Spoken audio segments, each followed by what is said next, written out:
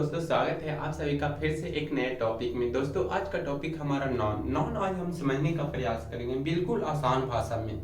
अगर आप इस वीडियो पे आ गए हैं तो बिल्कुल भी स्किप मत कीजिएगा। आइए हम लोग देखते हैं क्या कि नॉन होता है, क्या कितने इनके टाइप होते हैं, बिल्कुल एकदम आसान सरल तरीके में जो आसानी से आप लोग को समझ में आ जाएगा और याद भी हो जाएगा। अच्छी तरह से खाली वीडियो को वॉच कीजिएगा। आइए हम लोग देखने का प्रयास। नॉन कहते हैं किसको? तो नॉन का मतलब एक चीज समझना, क्या नाम। नॉन का मतलब क्या समझोगे? एक नाम, यानी नाम को ही संज्ञा कहते हैं, यानी नाम को नॉन कहते हैं।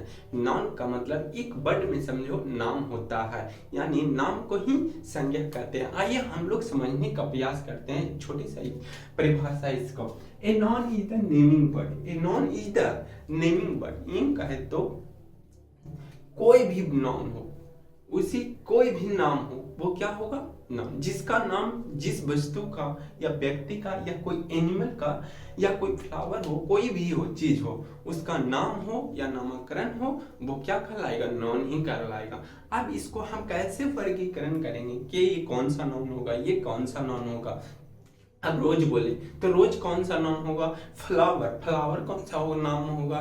तो अब यहाँ पे समझेंगे हम क्या कि रोज तो बोल दिए तो रोज एक नाम हुआ, लेकिन फ्लावर, फ्लावर करने का मतलब फूल। फूल बहुत सारे हो गए। फूल करने का मतलब किसी एक का पार्टिकुलर नाम पता चल रहा, फूल का कोई एक नाम पता चल रहा नहीं। लेकिन रोज बोलते तो किसी खास फूल का नाम है, यानी ये अगर किसी खास का बोध होगा तो प्रॉपर होगा, और किसी का नाम पता ना चले, किसी का प्रॉपर नाम ना पता चले, वो क्या होगा? कॉमन। आइए हम लोग समझने का प्रयास करते हैं बारी बारी से। सबसे पहले इसको समझेंगे क्या? नॉन। नॉन क्या होता है?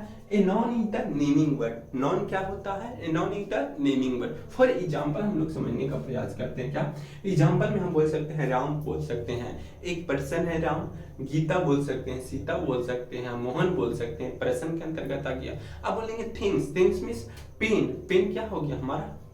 ब्लैक बोर्ड, व्हाइट बोर्ड क्या आ जाएगा? ये वस्तु है तो ये नॉन के अंतर्गत आ जाएगा। बोर्ड मार्क करिए, किसके अंतर्गत आ जाएगा? थिंग्स के अंतर्गत आ जाएगा। आइए हम लोग और समझते हैं। अब इस जगह पे क्या? एनिमल। एनिमल करने का मतलब क्या? एक बस जानवर का नाम है, जानवर होता है एनिमल का मतलब। एनिमल, तो एनिमल भी एक नॉन है। लेकिन हम बोलते हैं काउ। काउ क्या है? प्रॉपर नॉन है। क्या है? प्रॉपर नॉन है। तो नॉन समझ में आ गया। नाम को ही नॉन कहते हैं। नाम को ही क्या कहते हैं? नॉन कहते हैं। अब यहाँ पे देखेंगे कि नॉन का टाइप्स, नॉन कितने टाइप्स के होते हैं।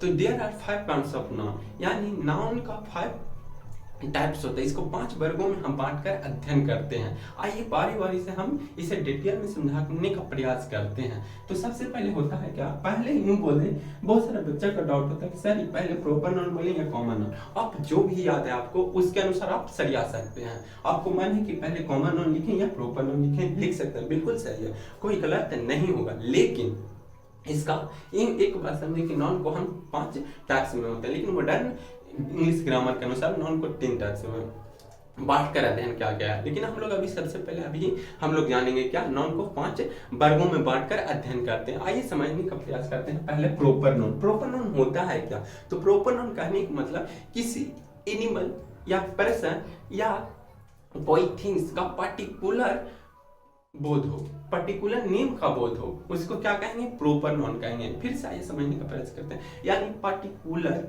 एनिमल, पर्सन और थिंग्स को नाम का बोध होता हो, वो क्या कहलाएगा? प्रॉपर नॉन कहलाएगा। फॉर एग्जांपल देखते हैं हम लोग प्रॉपर नॉन के अंतर्गत। एग्जांपल प्रॉपर नॉन के अंतर्गत क्या क्या आता है, तो आइए समझने का प्रयास करते हैं। जैसे में हम बोल सकते हैं क्या?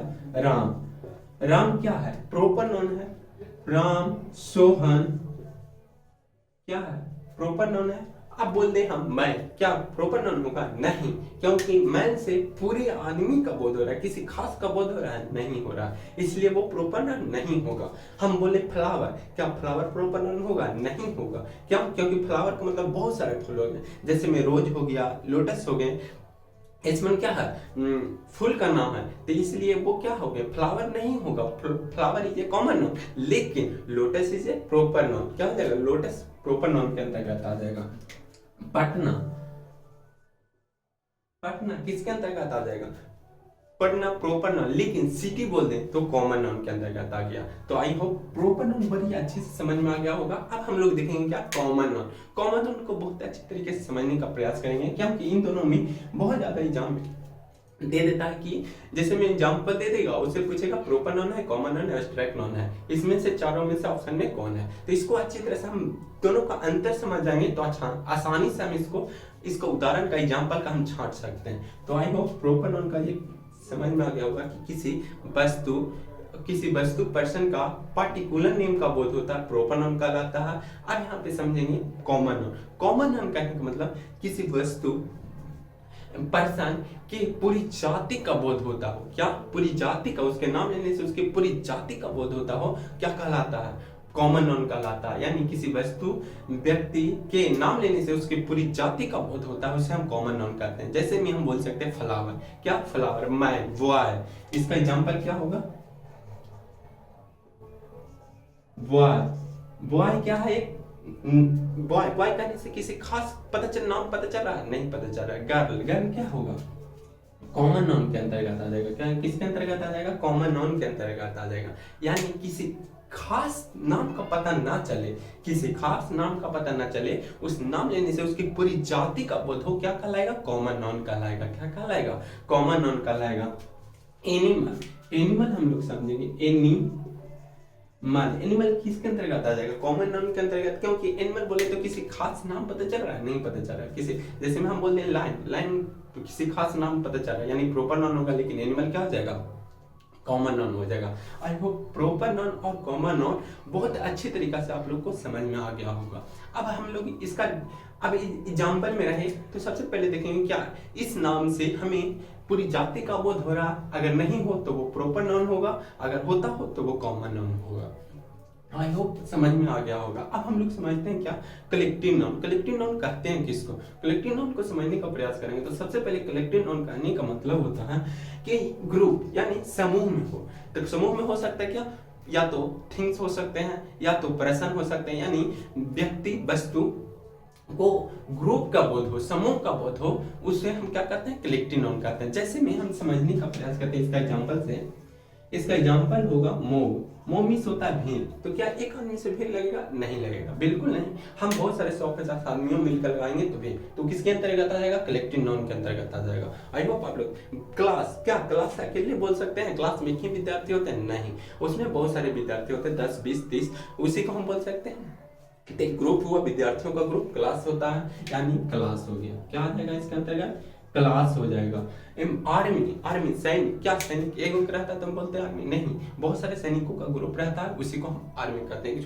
तो ये किसके अंतर्गत आएगा, पुलिस, किसके अंतर्गत आ जाएगा, कलेक्टिव नाउन के अंतर्गत आ जाएगा। किसके अंतर्गत आ जाएगा, कलेक्टिव। यानी कलेक्टिव नाउन कहने का मतलब है किसी ग्रुप, पर्सन का हो सकता है, थिंग्स का हो सकता है, ग्रुप का बोध होता हो, क्या कहलाएगा, कलेक्टिव नाउन के अंतर्गत आ जाएगा। आई होप कलेक्टिव नाउन समझ में आ गया होगा। अब हम लोग समझ लेते हैं क्या एब्स्ट्रैक्ट नाउन। एब्स्ट्रैक्ट नाउन कहने का मतलब किसी पर्सन का भाव विचार का बोध होता हो, भाव विचार का बोध हो सकता होता हो, और हम सिर्फ फील कर सकते हैं, और फील कर सकते हैं, ना कि उसे हम छू सकते हैं, ना कि हम उसे देख सकते हैं, हम उसे भाववाचक संज्ञा कहते हैं। यानी किसी व्यक्ति वस्तु के विचारों भावों को हम समझते हैं, उसके विचारों एवं भावों को समझते हैं, ना उसे हम छू सकते हैं, ना उसे देख सकते हैं, केवल महसूस कर सकते हैं, केवल फील कर सकते हैं। किसके अंतर्गत आ जाएगा, एब्स्ट्रैक्ट नाउन के अंतर्गत आ जाएगा। किसके अंतर्गत आएगा, एब्स्ट्रैक्ट नाउन के अंतर्गत आ जाएगा। जैसे ही हम लोग समझेंगे क्या ऑनेस्ट मैन, ऑनेस्टी, ईमानदारी, ऑनेस्टी हो जाएगा क्या एब्स्ट्रैक्ट नाउन, क्योंकि हम ऑनेस्टी किसी व्यक्ति में क्या हम देखते हैं कि हाँ ये ईमानदार है, देखने से पता नहीं चलता, हम उसको महसूस करते हैं, उसको देखते हैं, उसके विचारों एवं भावों को समझते हैं, तब उसको पता चलता है क्या कि वो ईमानदार है, ना कि हम उसको देखते हैं, सिर्फ महसूस करते हैं। तो क्या एग्जाम्पल हम लिखेंगे, ऑनेस्टी, ऑनेस्टी या ऑनेस्ट मैन, ईमानदार आदमी, दोनों सही, लेकिन ऑनेस्ट हम नहीं बोल सकते, ऑनेस्टी ईमानदारी बोलेंगे। यूं और बोलेंगे हैप्पीनेस, क्या हैप्पीनेस, हैप्पीनेस, बैडनेस, ये किसके अंतर्गत आ जाएगा? अब्स्ट्रैक्ट नॉन के अंतर्गत। क्योंकि किसके बुराई हम देखते हैं नहीं, उसके विचारों एवं भावों से पता चलता है कि वो क्या है, अच्छा है या बुरा है, क्या है बुरा अच्छा, यानी ट्रुथ क्या आ जाएगा, किसके अंतर्गत आएगा? अब्स्ट्रैक्ट नॉन के अंतर्गत आ जाएगा। किसके अंतर्गत आ जाएगा? अब्स्ट्रैक्ट नॉन के अंतर्गत आ जाएगा। अब देखेंगे मटेरियल नॉन। मटेरियल नॉन कहने का मतलब हुआ कि किसी वस्तु या किसी वस्तु को माप या तौल सकते हैं। क्या कर सकते हैं? माप या तौल सकते हैं, परंतु इसे गिन नहीं सकते हैं। क्या कर सकते हैं? सिर्फ इसको माप तौल सकते हैं और गिन नहीं सकते हैं। क्या वो क्या कहलाता है? मटेरियल नॉन कहलाता सकता है। केवल इसे माप या तौल सकते हैं परंतु गिन नहीं सकते हैं, मटेरियल नॉन कहलाता है। जैसे में हम इसको समझेंगे क्या? वाटर। वाटर किसके अंतर्गत आ जाएगा? Water, water milk, water milk, और बोल सकते हैं हमें क्या? घी। घी किसके अंतर्गत आ जाएगा? मटेरियल नॉन के अंतर्गत आ जाएगा। और राइस, राइस भी बोल सकते हैं, बहुत सारे एग्जांपल है, से बोल सकते हैं राइस। चावल, क्या चावल को आप लोग गिनते हैं? नहीं, केजी में बिकता है, 1 केजी 2 केजी में हम इसको खरीदते हैं। कौन, इसीलिए हम इसको किसके अंतर्गत रखते हैं? मटेरियल नॉन के अंतर्गत। आई होप आप लोग को ये नॉन अच्छी तरह से समझ में आ गया होगा, इसका टाइप्स भी अच्छी तरह से समझ में आ गया होगा। तो हम आशा करते हैं कि आप लोग को अच्छे इससे और नेक्स्ट वीडियो में हम और अच्छी तरह से समझाने का प्रयास करेंगे। आई होप आप लोग को अच्छा लगा तो वीडियो को लाइक शेयर एंड सब्सक्राइब जरूर कीजिएगा। Thank you all the best.